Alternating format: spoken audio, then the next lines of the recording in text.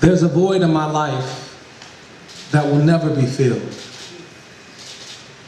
Not until I stand in the glory of what Christ did on Golgotha's hill and I no longer breathe the air in the earth's skies. For the inhaling of oxygen and the exhaling of carbon dioxide was just customary breathing.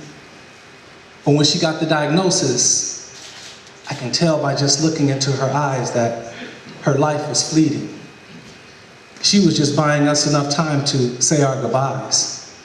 No, I cried all the tears that I could cry until there were no more tears left to cry, coming to grips with the fact that my mama would be gone.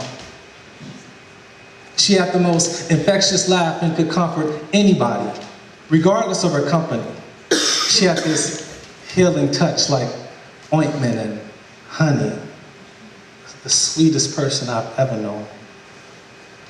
Sometimes when the days are long and I forget that she's gone, I want to share something with her, so I pick up the phone, attempting to call her with something hilarious and joyous, hoping that no one picks up because the answer machine still has her greeting. We're not available. Please leave a message. Thank you.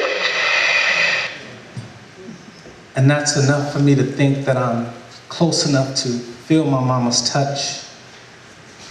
Wanting it to be just like yesterday when she would hold my face and say, "Son, everything will be okay." Even though she was in cancer's menacing, unforgiving clutch. And just for that moment, I'm able to get lost in time. Back in mama's presence where everything was just fine, experiencing my childhood anew.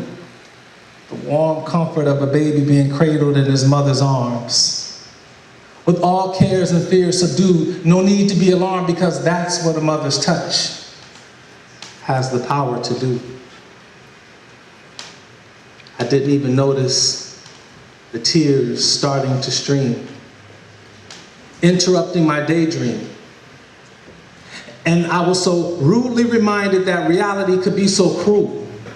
And that very next moment was as cold as wintry cheeks in the midst of snow flurries. Like reality was in such a big hurry to remind me that my mother is no longer here, that I am motherless, no longer able to touch her face and to hold her tight. No longer able to witness her magic when mama would make everything all right. Just a cold void there. That void in my life that will never be filled until I stand in the glory of what Christ did on Golgotha's hill and I'm able to see my mama in true perfection, in a brand new body, free from cancer's ills, no more experimental drugs and pills, but glistening in his eternal presence, in Christ's reflection.